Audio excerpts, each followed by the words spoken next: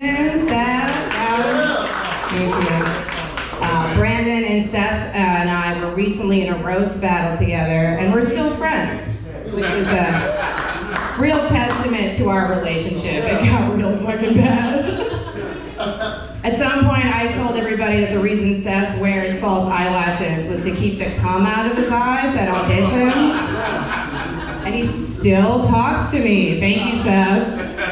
Appreciate it. So let's get into it. Hi, Anastassia Medusa. I am a former heroin addict. Woo! And thank you. That's not usually the response to that. But like a few years ago, I got my shit together. I went to college, and I just recently graduated with an engineering degree. Thank you. Miracles can happen, let me tell you. But really, the problem is, though, it's all well and good. The issue is that I'm having is that, I look at my life now, and I look at my life then, and my life still sucks. I just don't get to be on heroin about it anymore. Like when a guy with face tattoos friend zones me under a bridge, I get to experience that in HD and surround sound. Thank you. Thank you for the couple of people that laughed at that. But no, now part of what helps is I don't keep the same company anymore. I surround myself by people who encourage me to improve instead of encouraging me to snort a bag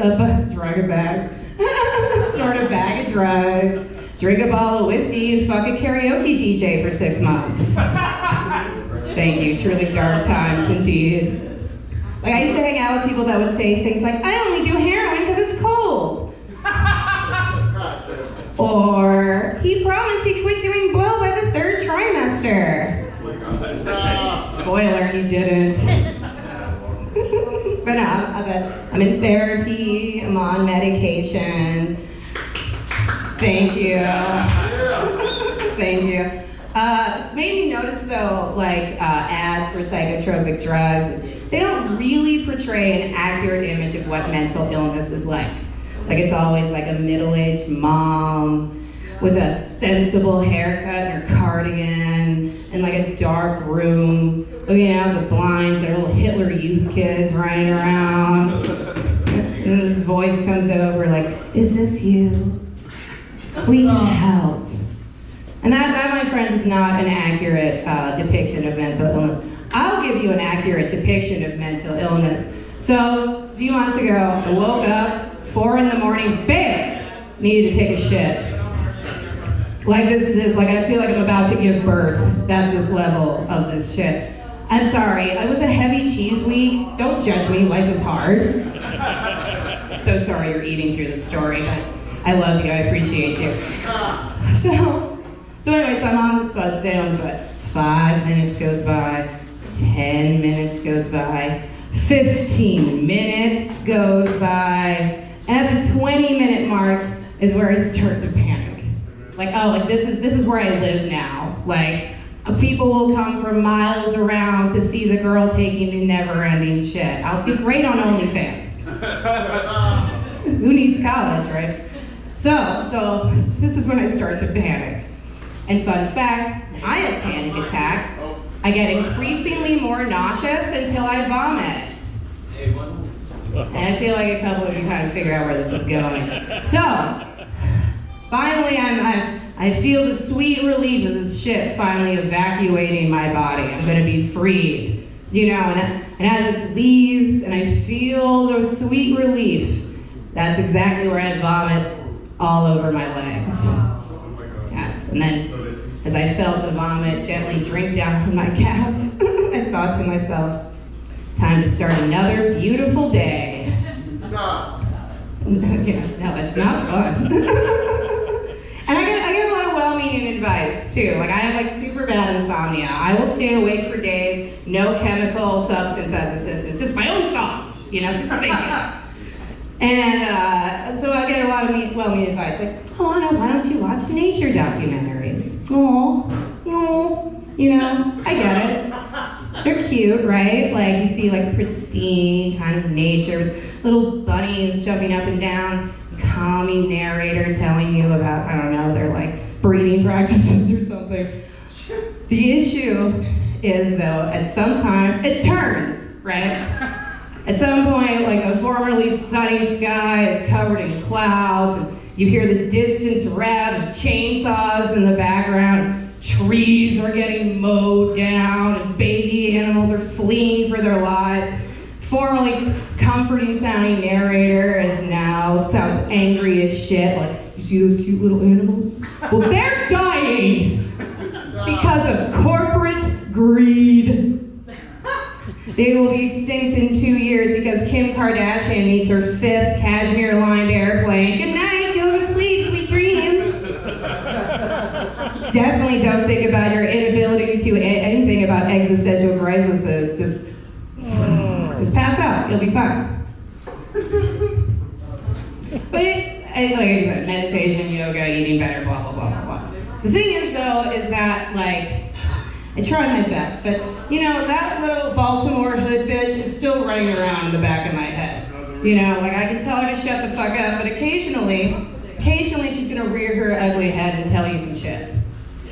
Like, I think we've all recently become familiar with the phenomenon of the Karen, right? These women that stalk your local Walmarts, looking at an underage employee to take out their sexual frustration on.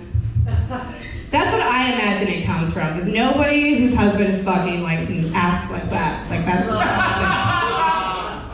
and I've seen these husbands. Like they haven't seen their dicks recently, much less used them. Like I get it. No, I don't. Just fuck somebody else, you guys. Divorce is a thing. So anyway, so I had an interaction with one of these women a few years ago, and I'm still years later just confused. I was at my local dive bar, this place called Checkpoint Charlie's. Anyone know it? Yeah. Thank you. I can tell who's fun in this audience.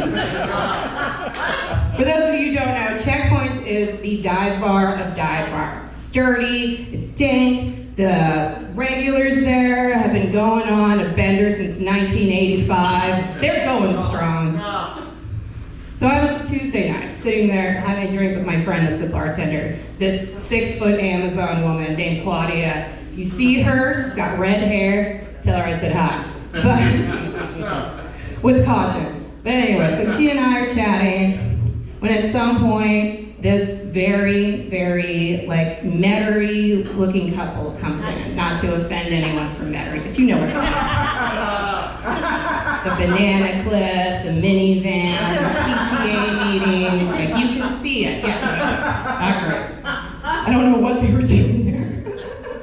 But they come in, and they both immediately go to the women's bathroom together. Weird. Come back out a minute later. And Claudia, bartender, very kindly says, like, hey, we only let one person in the bathroom. The reason for this is because we had a lot of drug addicts in this bar, and we're trying to make sure nobody passes out in the bathroom. This is the level of this establishment. I want you to keep that in mind for the remainder of the story. So she tells them to this, and she goes down the bar to serve someone else. I'll be right back. Yeah, everything's cool. But then, for some reason, this enrages this woman. Like, she's in full temper tantrum mode. She's got her arms crossed, tapping her foot, her chin, or out, like she's ready, you know. And I'm not really paying that much attention, but until at some point her husband leans in, poor husband leans in, and goes, please don't make a scene again. To which, this tells me 2 things.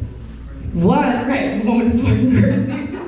3 things. 1, this woman's fucking crazy. 2, she has done this before, probably today. And 3, this is about to be a motherfucking scene. So I get, you know, I like a show. So I get a little excited, like, yay, drama. And like I giggled to myself for a minute. She whips her head towards me and she goes, what the fuck are you laughing at? And I haven't given a solid fuck since 2003. So I was like, you. I'm laughing at you because you look ridiculous. You haven't even ordered anything and you're already ready to bitch, you know? And then this is where it turns. like those nature documentaries. This is where I chose violence. She then picked up my drink, took a sip from it, and put it back on the bar in front of me. Oh my God. Oh, shit. Oh. Right? Oh shit, the audacity. And I look at her, I'm like, is this really what you want to do? She goes, yeah. And I go, okay. And again, thank God Claudia served me in plastic, because I then picked up my drink and smashed her in the face with it. Thank you. So now we're going at it, right? I'm getting a couple hits in. She's got me by the hair, which prompts me to go, what, you trying to make me come? Baltimore, ladies and gentlemen, you can clean us up, you can't take us anywhere. Claudia has to bite this woman's hand to get her to let go of my hair. And as she gets thrown out, she yells back at us, you'll be sorry, I'm a Yelp reviewer. Now, unfortunately, no such Yelp review actually materialized. But if it had, I would like to think it said, I fucked around and I found out.